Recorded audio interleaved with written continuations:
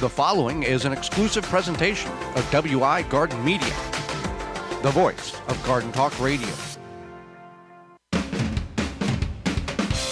Coming up on the program today, we're going to discuss why our tomatoes were no good and many of yours is in the same condition, as well as fall property prep, and our guest is author Kim Romans. And your garden questions will get tackled. The hour is full, so join us.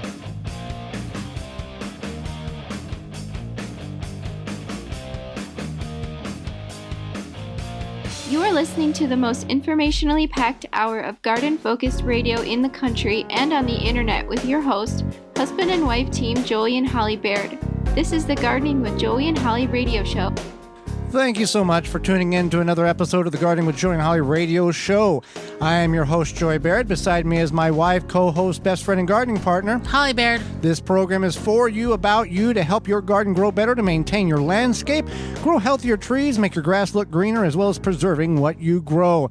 There's a number of ways in which you can communicate with us if you'd like to be part of the program, and we encourage participation. You can send us an email to gardentalkradio@gmail.com. That's gardentalkradio@gmail.com. Or if you'd like to talk to us, you can certainly give us a call on the Proclamation Hotline, brought to you by Proclamation Goods. That number is 1-800-927-SHOW. 1-800-927-7469. Proclamation Goods creates cookware for the eco-conscious home chef.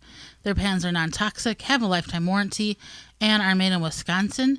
Their award-winning stainless steel Proclamation Dual cookware set is a 12-inch skillet that double and stock pot that doubles as a wok. Best of all, the skillet and stock pot hinge together to form a Dutch oven. It's two pans with the versatility of 10, empowering you to cook more with less. If you care about your health and strive for a more sustainable lifestyle, then Proclamation Goods is for you. Supplies limited, so order yours now at proclamationgoods.com. At proclamationgoods.com. And if you want to save a little money, I've got a coupon code for you for Proclamation. Through September 5th, you can get $50 off your purchase by using the code 50 at checkout. 5FTY 50 at checkout to get $50 off your purchase to upgrade your cookware to the best there is. Proclamationgoods.com. Well, Holly, we had trash tomatoes, and we still have trash tomatoes. We don't even have tomatoes. They're just horrible. So we're going to go and discuss, and many of you, we've voiced our thoughts on this, and many of you have had the same or having some of the same issues that we are. And some of you are having fantastic tomatoes and you have bountiful harvest. Well, that's good. For the rest of us, our tomatoes weren't any good, and we're going to go over the reasons why. There is evidence and purpose to the reason why the tomatoes were and are, in some areas of the country, no good whatsoever. Right. So it's not just us. And then there's been reportedly some people are having bumper crops of their tomatoes this year, and some people are having a really bad season. And it seems like it's either one or the other. There's not much in between. So one of the reasons, and I just wanted to touch base on this because I do have an ecology degree, environmental science degree, and it's something that I did a lot of research on when I was getting my degree. One of the reasons they're finding is because of climate change. Now, a lot of people feel that climate change is a hoax, or they think of it as quote-unquote global warming, which is an old, out-of-date term for it.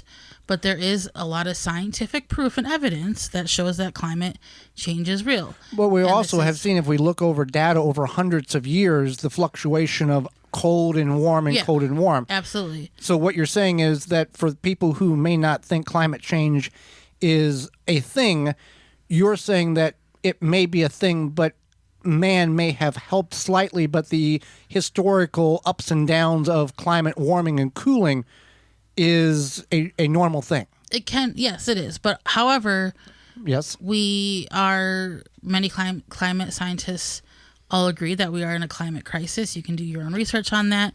You can believe whatever you want. But climate change, no matter what, whether you believe it's real or not, it is real. Man-made or natural, or nature done by itself. Yeah. We have climate patterns and changes. Yes, patterns. Etc. And just like a lot of people are predicting, we're going to have a very snowy winter and cold winter here in the Midwest, and I think other portions of the United States, that will mimic how it was probably about 20 years ago. So who knows? Maybe we're going into a different climate pattern. But I digress that tomatoes are a victim of the climate change, unfortunately. Whether you think it's real or not, who made climate change happen, if it's just how the earth works or if it's us. But because of that, as a result, a lot of the areas that were ideal for growing tomatoes climate-wise, like the Mediterranean, parts of California, parts of Canada, even parts of China, they had an increase in temperature, which slowed down a lot of their growth. And then there's other parts of the United States itself, like the Pacific Northwest, when they had that hot summer last year.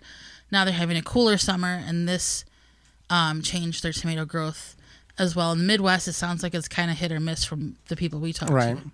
Yeah. And I've seen everything, even down in Texas.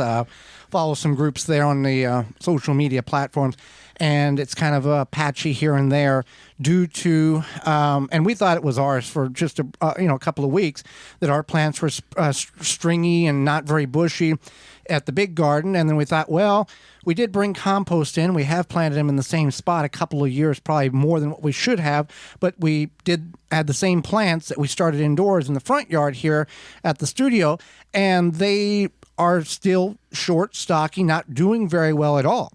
So it had, and then we talked to, we talked at the Wisconsin State Fair a couple of weeks ago, and an individual came up to me and said that they just picked their first 3 early girl tomatoes about 4 weeks past when they should have. And he was informing me that he talked to one of the big name gardeners, and they indicated that a lot of the tomatoes in the Wisconsin area, Midwest area, are trash because of the nighttime temperatures being too warm in order for the fruit to properly develop. So that also with watering issues, if you don't have an irrigation system, and we have an irrigation system, it didn't help one way or the other. Plants are still stringy. We have some fruit development, and other individuals who we have reached out to online, some of you have commented, a lot of green tomatoes, very few ripe red tomatoes or ripening tomatoes in that. So then if you are able to do more of a controlled climate, growing indoors, growing in a greenhouse, something in which you can variate the nighttime temperatures versus daytime temperature, that should work very well. Now, this didn't just affect the backyard gardener. Right. This also affected the tomato producing growers. Manufacturers. Yeah, the people that Corporate. grow the tomatoes for things like ketchup and pasta sauce and canned tomatoes and all that good stuff, salsa, whatever. And this did affect them as well, and it will continue to affect them in economics. I can't say that Economists? word. Economists are predicting that there could be a 6% increase in tomato product prices, and it could continue through 2050. Well, we're only in 2022 now. Now, I think economists, how do you say that? Economists maybe projecting that a little bit far out, I think. Well, but who knows? They know the trends and they know how things go, and we are, in a financial recession, or we were, or we are. I don't know. Things aren't good. Things aren't good. And with that, in the money's right, department, and we've seen this, and I don't have proof because I don't have any independent study, but we've seen that certain people project certain things based on the political affiliation that they want to make look good or look bad. That is just a common thing. Oh, things are going to do good because this particular party is in charge versus a different party. Well, if you're that's not made up. That's a very if real your jar thing. of salsa went up by 6%, then join the club. Then join the club. I don't. I mean, we've all seen rising prices at the grocery store. Perhaps you. No, we've not been to a farmer's market lately, so we don't know if that's trickled down to there. I'm sure it has. Yeah, we haven't. And actually, I was thinking about going to one this week, so we'll have to see. But yeah. So one thing that you can do again is grow your own tomatoes, and Joey had mentioned perhaps try a controlled climate. Right. Yeah. But so if you have wonderful tomatoes, hey, way to go. Good job. Keep doing it. If you don't, like many of us, I don't have a good answer for you. I'm just happy that it's not something that I am personally doing, or we have some issue with soil nutrient deficiency. As I still think that yes. we should move our tomatoes. Yes. B, and we have irrigation, but I'm still a believer in irrigation all across the board, because it does allow you to have consistent watering, and that is key. We don't have any diseased tomatoes. Nope. We just have sad tomatoes. Yeah, they're stringy. They're very weak looking. They're supported by Florida weave and cages. But sometimes in life, Holly, it's good to know that if a failure that's going on in your world, if everybody else is having the failure, it makes you feel just a little bit better. I mean, it really does. It's like, I don't get it's this. Not just me. It's not just me. There's some solidarity and pure support. Well, you know what what you listeners have done is you have supported Walton's Incorporated. Everything but the meat. So much so that they have already committed to next year to be part of season 7 of the show. And we're really excited about that. We're glad to have them back. For those who don't know, what is Walton's? What do they have? Walton's has everything you need to make delicious meat products, except for the meat. Yes. So you can get all the equipment, seasoning, supplies to make sausage, jerky, any other meat product your way to your high standards. They have a learning website called meatgistics.com to help you make the best finished product. They have meat grinders, mixers, sausage stuffers, spices. We got a little hamburger press deal from them. Anything you need in the kitchen, they probably got it. Meat thermometers, all that good stuff. And that's Walton's everything but the meat. You can use code GROW50 to save 10% off your orders of $50 or more and get free shipping. Absolutely, yes. Thank you for doing that. And continue to go back for more of your needs from waltonsinc.com. Grow 50 to save 10% off those orders of $50 or more. Well, be with us in just a moment. Hang out. Don't go anywhere. When we come back, we're going to prepare your property for fall and what you should be doing. You're listening to the Garden with Joey and Holly radio show. Got a question for Joey and Holly? Send it via email anytime to gardentalkradio@gmail.com. It's time to get excited for our fall season. Tree-Ripe delivers the best Oregon pears, Wisconsin Honeycrisp apples, and Florida citrus you'll ever eat, directly from the farm within days of being picked. Their pears and apples can be delivered directly to your home, and you can find their citrus at over 200 orange stops throughout the Midwest. This winter, all the event details and ordering information can be found on their website, tree-ripe.com. And an extra bonus for you listeners, get apples and pears delivered right to your house with 10% off your purchase by using coupon code HOLLY10, Holly10. The discount's only available for home delivery. Pomona's Universal Pectin is a high-quality pectin that gels reliably with low amounts of any sweetener. If you're trying to reduce the amount of sugar in your diet, you'll love Pomona's Universal Pectin. Now you can make healthy homemade jams and jellies sweetened to your taste. You can use sugar or honey to sweeten. Pomona's Universal Pectin keeps indefinitely when stored in an airtight container.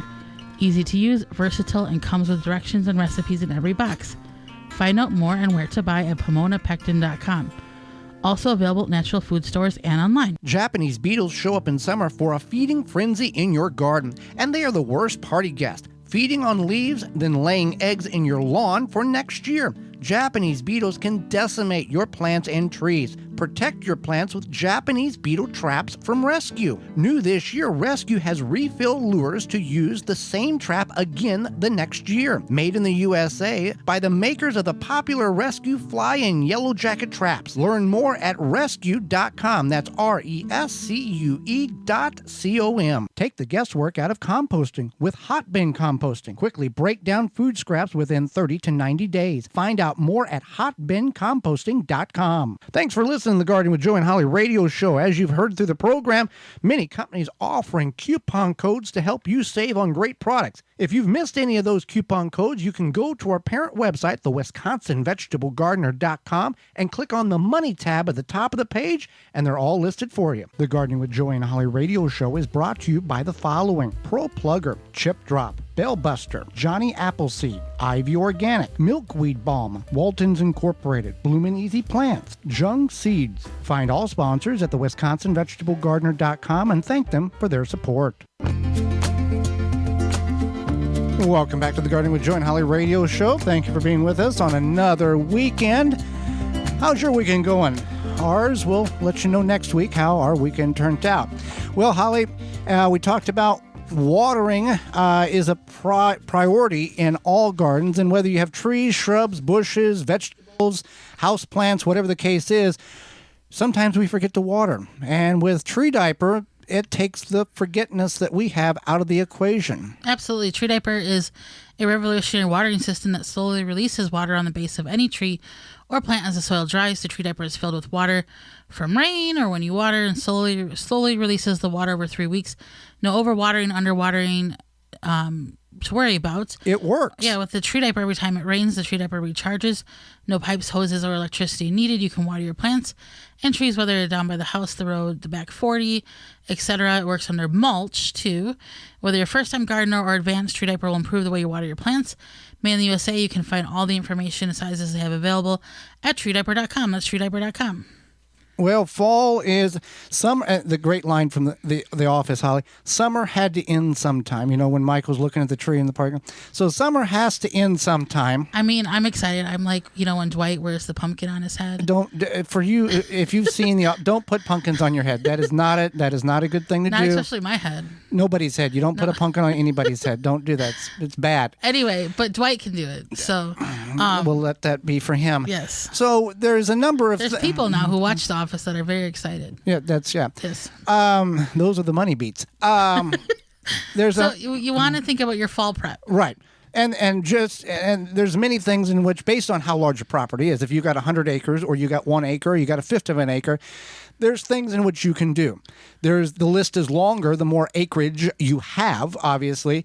But here's some things in which you may want to think about or start looking at or preparing for on your property. One, the use of leaves. Most people who have property have a tree or trees that are going to produce a lot of free mulch for you, whether you mulch them or you use them as whole leaves in your garden or around your perennials or around your flower beds.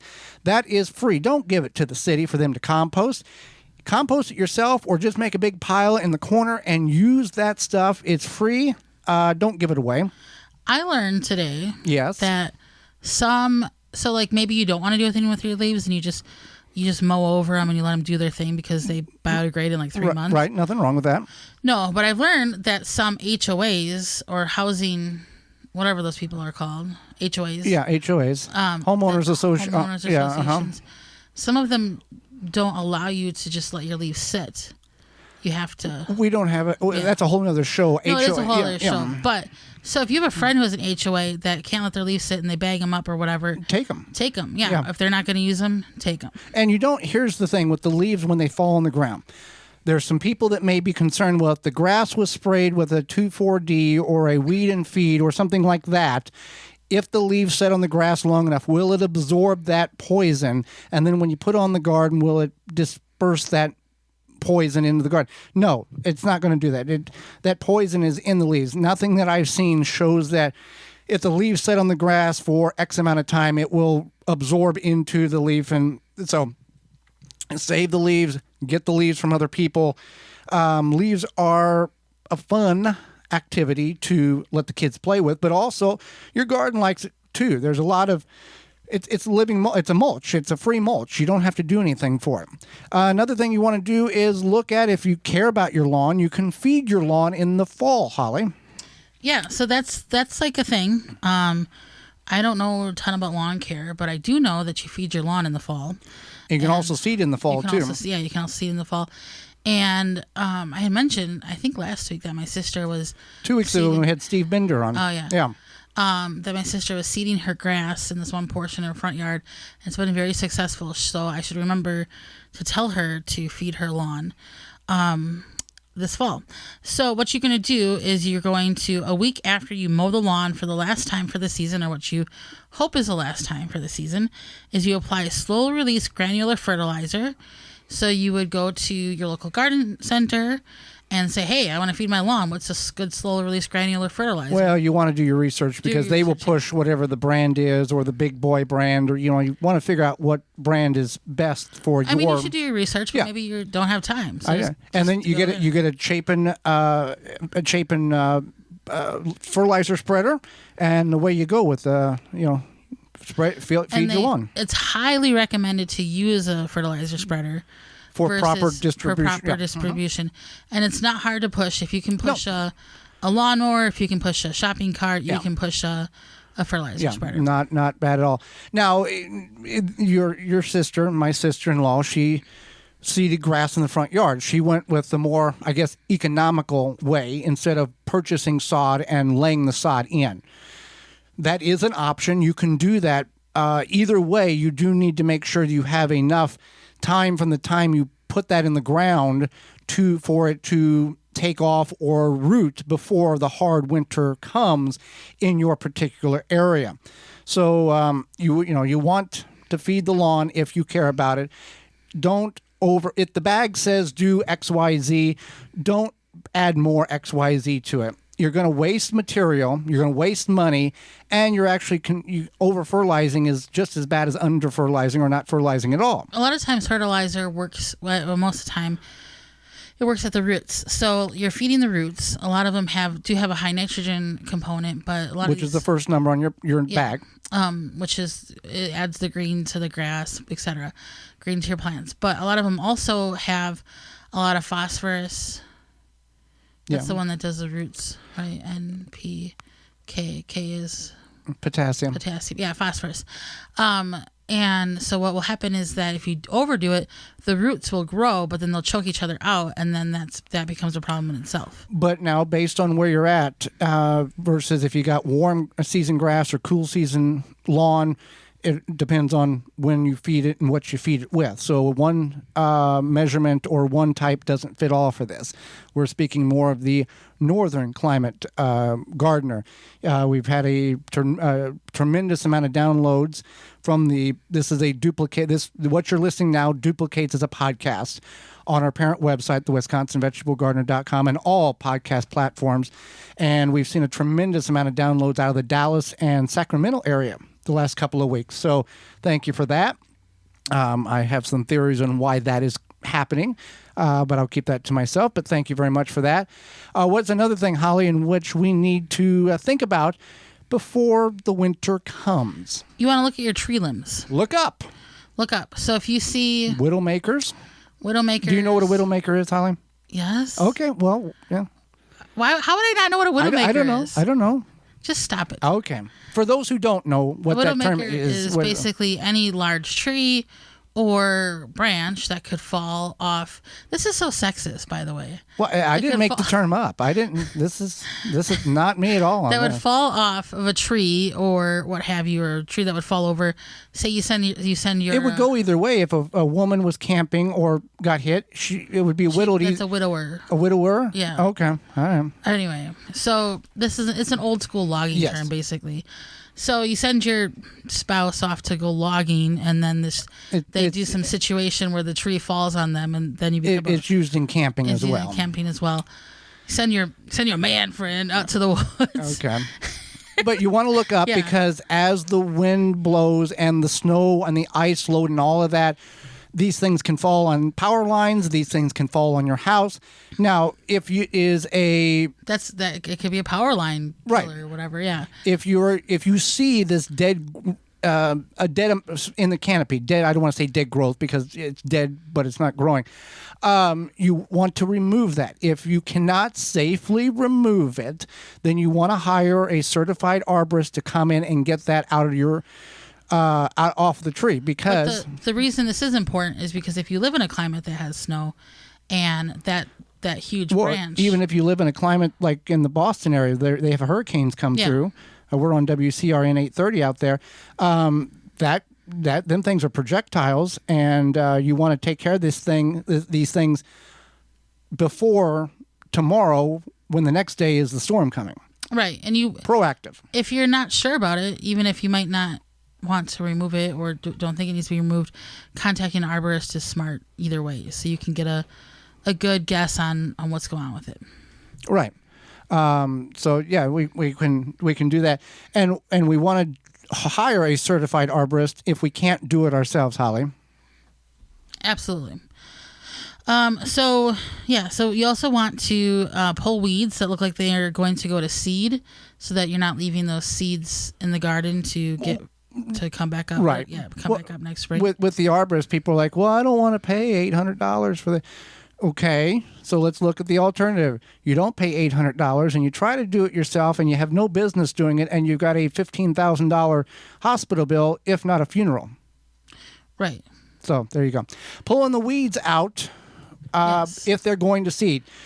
Because if you do not do this prior to them going to seed, Holly, then you have a whole, the garden has already planted itself with foxtail and creep and anything else that, lamb's quarter, whatever you got. It's a whole other bad can of worms. Yes. It's already done it. Thistles is another thing that will go to flower and create a big mess.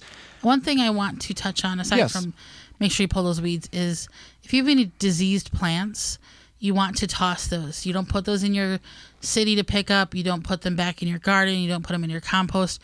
You put them in a trash bag and you put them in the trash. Because a lot of those diseases, whether the plant is diseased, if it looks questionable, whatever, a lot of those diseases don't die off over winter, especially if they're going to like the huge city compost pile. It might not get cold enough for it to kill that disease. And if you burn it, a lot of these diseases are airborne. If you put it in your own compost, if you put it back in your garden, you're just going to recreate that disease. So you just want to make sure you just toss them. So we want to also trim back our perennials, the ones that should be trimmed, not just everything gets trimmed. So you want to be careful about that, because we've got numerous questions. Why doesn't my flower bloom? Why doesn't my this bloom? Well, did you trim it last year? Yes. Well, you've trimmed all the buds off of it, so it's not going to bloom this year. So you want to only trim back the things in which you're supposed to, like ornamental grasses. You can trim them all the way back to the ground, or you can leave them all winter long, and they add a nice accent as the wind blows with the snow and all the decoratorial aspects that it provides for you. So those are just some of the handful or dozens based on how large your property may be. Another thing is, you want to be safe about this, but you also want to make sure that your gutters, once most of the leaves have fell, you want to make sure the gutters are clean, so you don't have buildup of issues with snow and ice and water backing up underneath the shingles and rotting out your eaves and causing a whole lot of mess there too. Well, yeah, exactly. So, summer is over, Holly. Kids are back in school in most areas, and the nights are getting a little more cold. But let's be honest, you probably have forgotten about your lawn. We've talked about it, but did you really think about it before we brought it up? No. No. Okay. I don't really think about my lawn that much, just because it's fall. It cares about you. Yeah, but yeah, exactly. Just because it's fall doesn't mean we want to forget about our yards and those Japanese beetles. They may be gone, but they're not far. Not only did they feast on your roses and berries this summer, they laid eggs in your turf so that they can start again next year. You can take a stand with Phylum's Grub Gone. Grub Gone is a non-chemical Bt granular that specifically targets scarab pests and their larvae. You apply the granule with a spreader, irrigate it into the soil, and let the naturally occurring bacteria do its job. Not only is it easy to use, but is the only non-chemical choice when it comes to effectively controlling grubs. And the best part about it, it's non-toxic to bees and other pollinators. In fact, Grub Gone has no label restrictions. I will say that again. It has no label restrictions for use around flowering plants, so you don't have to be cautious and make sure you don't get anything on them that the bees and other pollinators would take back to their hives and kill the hives or toxify the hives. Grub Gone from Phylum Bioproducts, the natural choice. Find all that out and more at phyllumbioproducts.com. That's PHYLLOM bioproducts.com. And when you go there and you get Grub Gone, you can use, to save 10% on your order, coupon code GardenTalk10 at checkout. All coupon codes are available at our parent website, the WisconsinVegetableGardener.com, underneath the Money tab, if you've missed any of them. Well, do not miss our guest coming up, Kim Roman author, will be with us. You're tuned in to the Gardening with Joey and Holly radio show. Have a garden question? Give Joey and Holly a call now or anytime 24/7. Just dial 1-800-927-SHOW. If you can't get through, leave a message and they will call you back. Call now 1-800-927-SHOW. This week's garden tip is sponsored by the amazing Dr. Zymes. Eliminate and prevent garden pests with their 100% all-natural, all-in-one insecticide and fungicide. Experience powerful natural protection from insects, fungus, mold, and mildew. Try a free sample. Visit drzymes.com/garden talk. Whiteflies are another sap-sucking, soft-bodied insect like aphids. They prevent plant growth by feeding on your plants and sucking the nutrients from them. Leaves will look wilted and molted, but also become coated with a sticky substance called honeydew, which is secreted by whitefly nymphs and adults. Spraying the amazing Dr. Zymes Eliminator around, under, and all over the plant can help rid your plant of these aggressive pests. Dr. Zymes is OMRI listed, safe up to the day of harvest, and doesn't leave a residue. That helpful garden tip was sponsored by the amazing Dr. Zymes. Eliminate and prevent garden pests with their 100% all-natural, all-in-one insecticide and fungicide. Experience powerful natural protection from insects, fungus, mold, and mildew. Try a free sample. Visit drzymes.com/garden talk. Hey gardeners, it's that time of growing season, so let's start canning. Head over to Fleet Farm for all of your canning supplies and jam mixes. In one easy stop, find everything you need, like jars, lids, canners, strainers, racks, spatulas, and funnels from top brands like Ball and Kerr. Plus, pick up mixes, sugar, and more. When it comes to canning, get everything you need at your canning headquarters, Fleet Farm. With the right tools, plant maintenance is easy and more effective. Ironwood Tool Company has the right tools for your project. From pruners to loppers to saws and shears and cleanup tools, get the right tool for this season, making your job much easier. Find them all at ironwoodtools.com. Are you bugged by bugs? You need naturally green products, No More Bugs. Environmentally friendly, made in the USA. No More Bugs is a cedar blend that repels and eliminates mosquitoes, ticks, fleas, roaches, and ants, and more. No Bugs is safe for you, your pets, and plants. Visit natgreenproducts.com. You can enter promo code GREENTHUMB10 for 10% off your purchase of any size of No More Bugs. Protect your plants from damage with the 3-in-1 Plant Guard and Special Blend Fertilizer. Visit ivorganics.com. Use promo code RADIO10 to save 10% off your order. Thanks for listening to the Gardening with Joey and Holly radio show. As you've heard through the program, many companies offering coupon codes to help you save on great products. If you've missed any of those coupon codes, you can go to our parent website, the WisconsinVegetableGardener.com, and click on the Money tab at the top of the page, and they're all listed for you. The Gardening with Joey and Holly radio show is brought to you by the following: Rootmaker, Dripworks, Pomona Universal Pectin, Phylum Bioproducts, Tree Diaper, Chapin Manufacturing Incorporated, Deer Defeat, Water Hoop. Find all sponsors at the WisconsinVegetableGardener.com and thank them for their support. Welcome back to the Gardening with Joey and Holly radio show. Moments away, author Kim Roman. But first, Simple Grow has a product that'll make your plants happy whether they're indoors or out or any time of year. Are you worrying about your plant growth? Provide your plants with what they need to grow to their potential. Simple Grow offers 100% organic worm castings at simplegrow.com. Unlike other worm casting products, when you order from Simple Grow, you're getting 100% worm castings, not filler plus castings. You can promote ideal soil structure and aeration with Simple Grow's all-natural odor-free worm castings. There's only one ingredient, worm castings. No chemicals or additives will seep into your food, and it doesn't smell like other fertilizers. You can use it indoor or outside. You can order by the bag, ton, truckload, bundle. Check out what they have with their 100% worm castings and order today at simplegrow.com. Well, Holly, let's go to the Proclamation Hotline, brought to you by Proclamation Goods, and bring in our guests for this week. Kim Roman is the owner of Square Foot Gardening for You. She's also a writer, educator, and experienced vegetable gardener. Welcome to the program. Thank you, Holly. Well, we thank you, Kim, for taking time out of your day to not only join Holly and myself, but all of our listeners and enlighten us with some of your knowledge. And I'll start with this question. For gardeners who may be new or just not familiar with this method, what is square foot gardening? Okay, well, first I'm going to give a quick history. The original method was created by Mel Bartholomew back in 1976, when dinosaurs roamed the earth and I was graduating high school.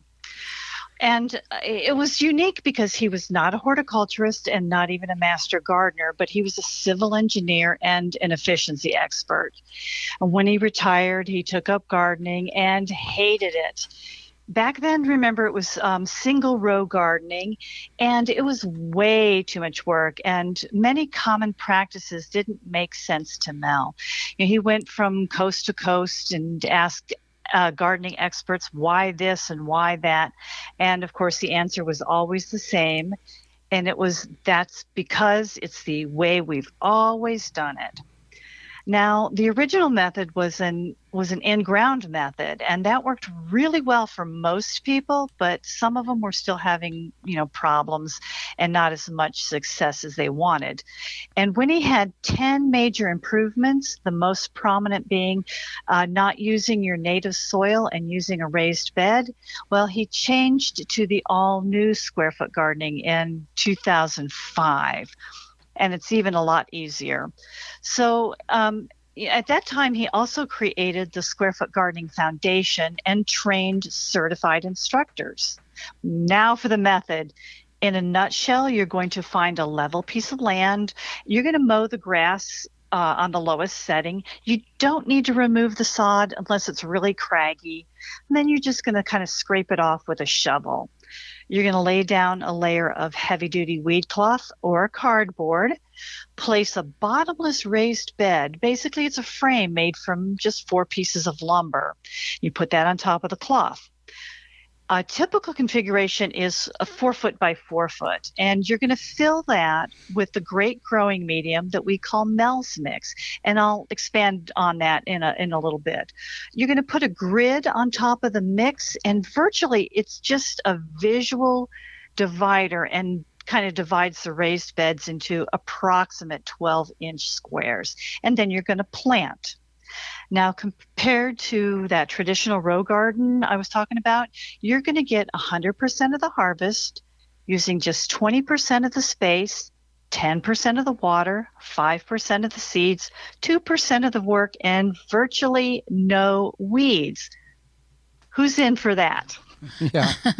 It's definitely, a very understandable method and the appeal to it. So talk to us about the different types of raised beds that most people, know of. Okay, so first off, the most common one, the one I just talked about, was a bottomless raised bed, and that's called a ground bed. And let's say, though, you need to garden on your deck or patio or other hard surface. Well, you're going to take that bottomless raised bed and you're going to make a patio bed out of it simply by attaching a piece of plywood using galvanized screws to the bottom of that bed. Now, the plywood should be a minimum of 1/2 inch thick, but 3/4 would be better. Now you're going to drill drainage holes approximately every square foot, and an extra 1 or 2 holes in each of the 4 outer corners. You're going to raise it up, though, on something like bricks, and that's so that the excess water can drain out of it. Now, let's say you have a bad back or you use a wheelchair.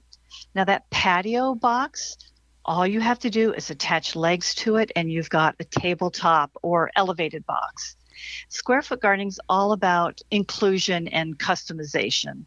Now, you mentioned the 4 by 4 foot raised bed. Does it have to be that size, or can we customize it to meet the requirements of the gardener? Absolutely. In general, we talk about a 4 by 4, but it can be whatever size works for your situation.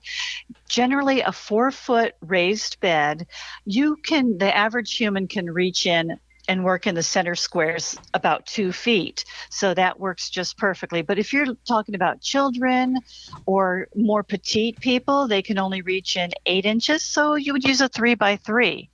Now, at my old house, I had my square foot garden up against the the fence line, so it could only be 2 feet wide, so I could reach in that 2 feet. It was 2 feet by 23 feet, so totally customizable.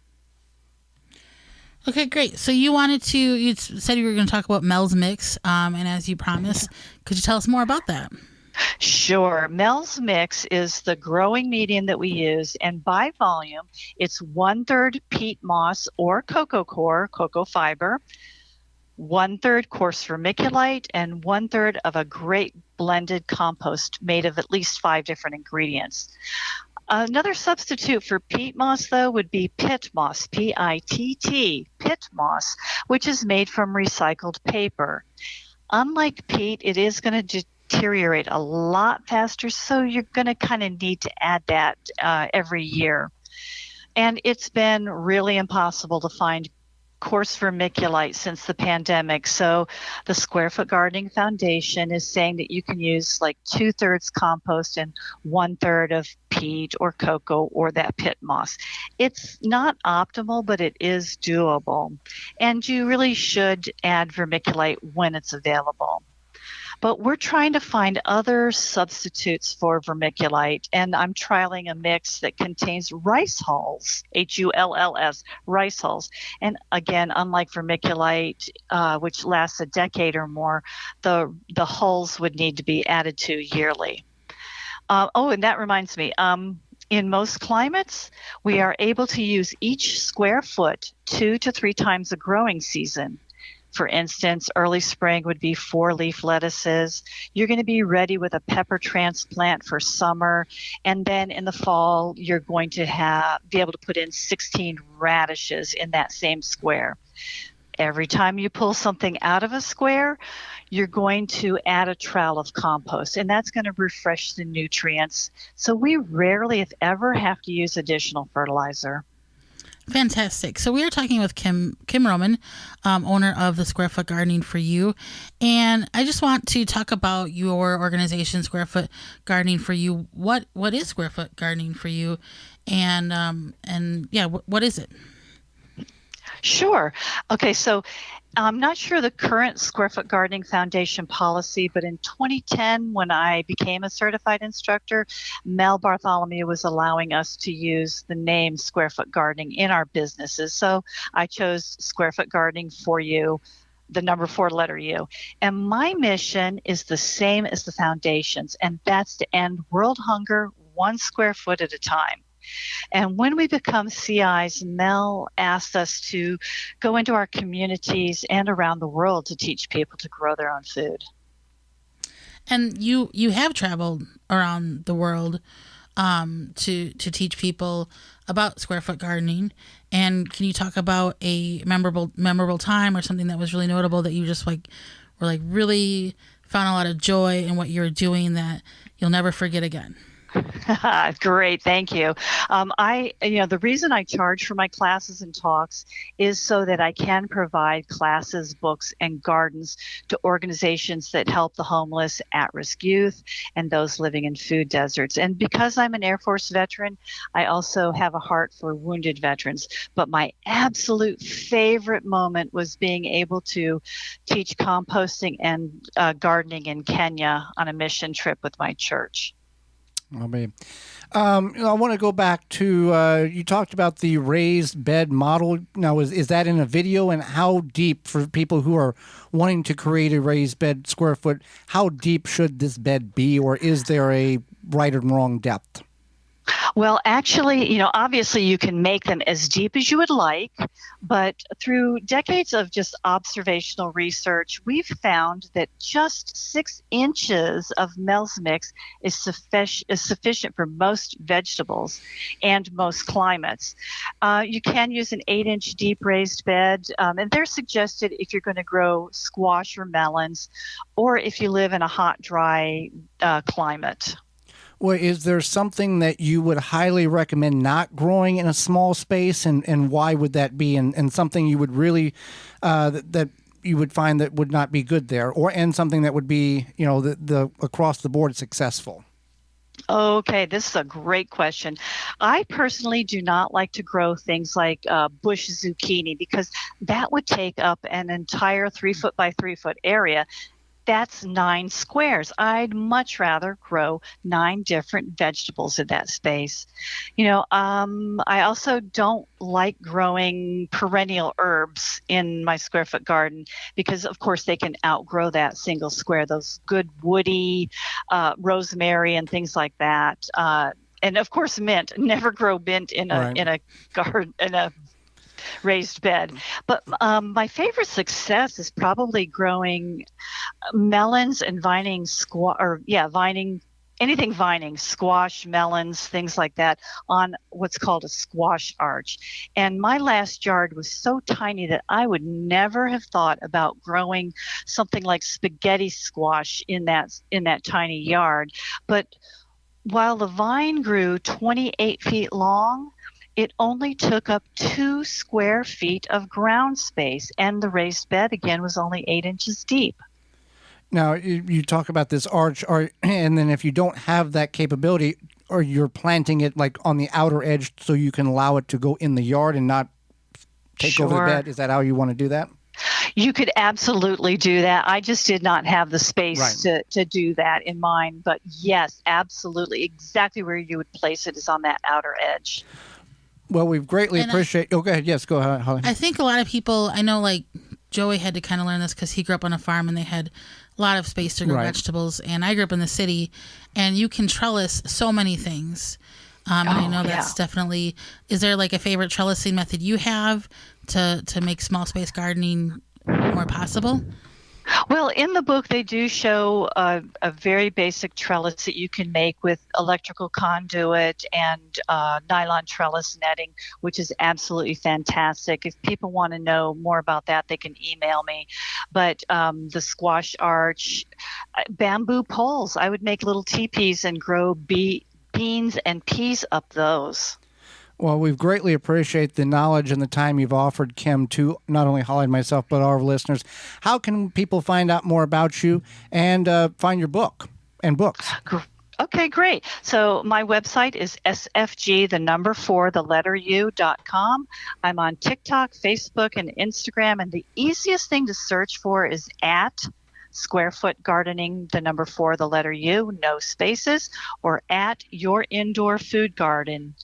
And that one is based off of my book, which is How to Garden Indoors and Grow Your Own Food Year-Round. And that's available at Amazon, Barnes & Noble, and hopefully your local bookstore. And as things maneuver through the world, that would be a very important book to pick up, in my suggestion.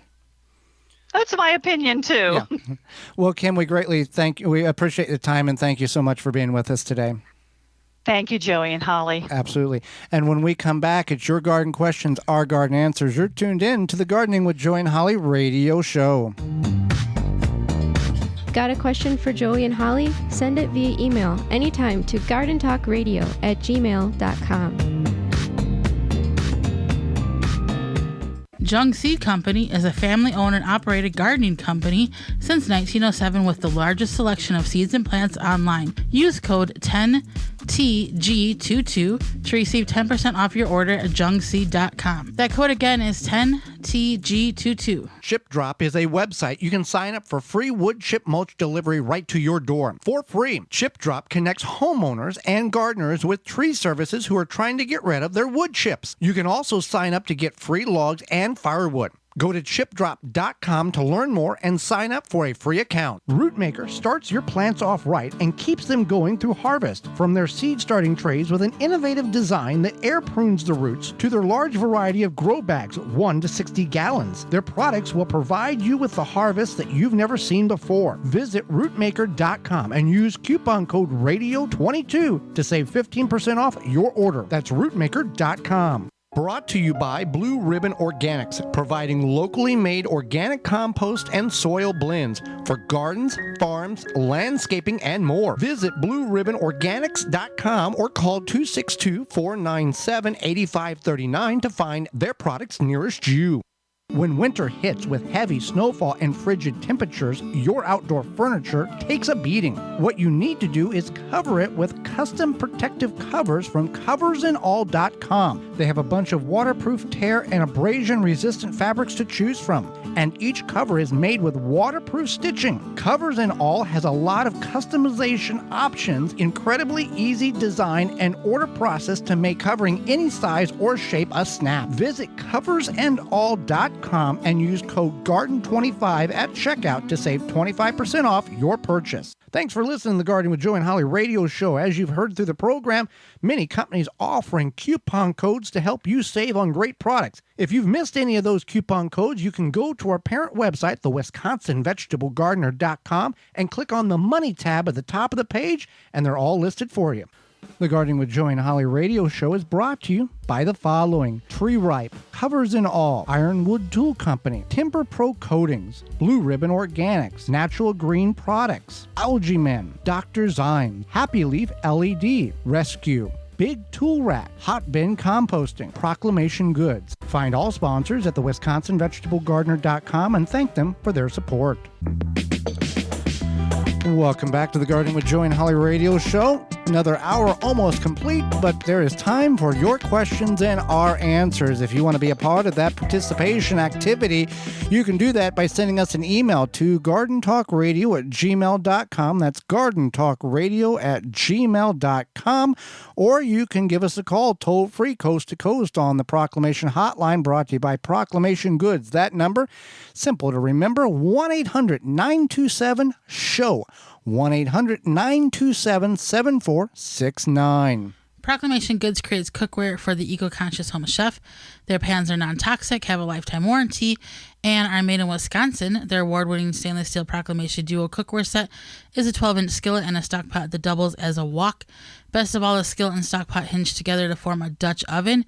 It's 2 pans with a versatility of 10, empowering you to cook more with less. If you care about your health and strive for a more sustainable lifestyle, then Proclamation Goods is for you. Supply is limited, so orders now at proclamationgoods.com. All right, Holly, let's go to the questions that we have this week.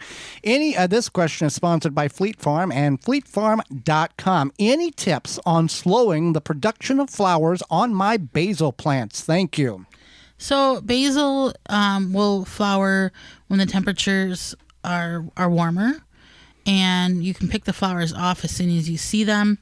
It won't live forever, but cutting the flowers off of it will keep the plants in check. Yeah, I guess it will slow the life. It will extend the life expectancy, I guess is a better way to put it. And then you want to, if you can, keep the plant in a cooler spot, maybe a shadier spot. That will help it too. Yeah, it's not going to last forever, but you can prolong it as long as possible, keeping it hydrated, keeping the stress level down on it, keeping the roots cool by mulch or in a shadier place. It's an herb, and it can handle 3 to 4 hours of sunlight. It can't handle really complete shade, but it will handle limited amount of sunlight much more willingly than most of your vegetables will. All right, Holly, let's go to the Proclamation Hotline, brought to you by Proclamation Goods, and we have a caller. Hi, this is Elaine calling from Greenfield, Wisconsin. I have a question regarding rose bushes. I have 2 climbers. They bloomed very nicely in the beginning, and now all I do, they just grow bigger and bigger all the time. So there's no blooms. All right. Can we help her, Holly? She's listening to in Milwaukee on Joy, 1340 AM and 98.7 FM, and we thank you for that. Her climbing roses aren't blooming. That can be a problem. So one thing would be to fertilize them. Okay. The correct amount of fertilizer. There are rose fertilizers. Yes. Yeah. And then the other thing is to keep removing the blossoms. Deadheading. The deadheading. Yeah, the dead blossoms are the kind of sad ones, and that will help produce growth as well. Sometimes it just takes time. And you make sure you keep it watered. Yeah, keeping it watered as well. Because these flowers, though you would think that they would produce flowers in a drought situation, they're worried about survival. So they will cut off any additional necessary energy in order to conserve the moisture that they have in them. So all good tips, and that should help. May not be this year, Holly, but next year that should accelerate or be able to get those blossoms to last longer. All right, Dusty writes in. It's more of a comment, Holly, but he refers to a couple of weeks ago when we had the topic of things we stopped doing in the garden, season 6, episode 24, in regards to this topic. He says, I can agree corn can be costly and labor intensive. I do have good luck with broccoli, but not beets. Lettuce, carrots are so-so, and cauliflower. We need to figure out if it's a nutrient problem, a microclimate problem, or watering or combo. I think it's phosphorus and potash. It seems the veggies above take a long time to get up to speed. Zone 5A in Wisconsin. Thank you for your comment, Dusty. He makes a lot of good points. It can be a nutrient deal in the soil in regards to what you're growing. There can be issues with that. He said since we used Japanese beetle traps last year, we have very few of them now. Well, good for you. He's also noticed that they are attracted to the nettle. And he lets it grow in the backfield, and that's where he sets up the trap. Exactly how we have suggested those traps be used if you're using a trap from rescue. Use the trap away from the problem, or if, in this instance, the backfield is where they're attracted with the nettle, I'm assuming that's stinging nettle, put the trap there so that the insects, the beetles, will go there and away from everything else in which you're trying to protect. So there you go. Next question, Holly. My carrots were all shapes and sizes. None of them were straight. They're kind of knotty looking. What causes this? And some were very hairy, which I'm guessing are roots. So first of all, knotty carrots that grow kind of funny, like not straight. Yeah, very misshaped. Yeah. A lot of times it's your soil. So you might have rocky soil, not nice loomy soil. So you might want to add some compost into your soil, kind of amend it that way. And then hairy carrots, this is a common problem. They were not being properly watered. So then what happens is they put out those little extra roots, makes them look hairy, but those little extra roots are trying to get as much water as possible. Yeah. So there you go. My garden is a wreck.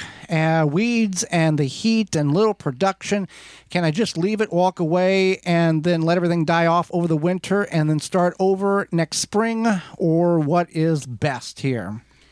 Well, yes and no. Yes. Go explain the yes and no there, because... So you can just walk away and then hope for the best.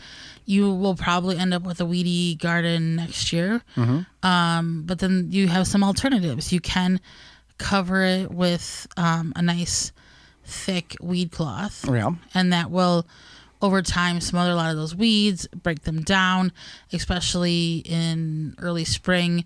The sun will cook them, and then you can start from there. What other suggestions do you have, Joey? Well, yeah, you're going to have to pull the weeds, otherwise you're going to have weeds everywhere. So that would be a key.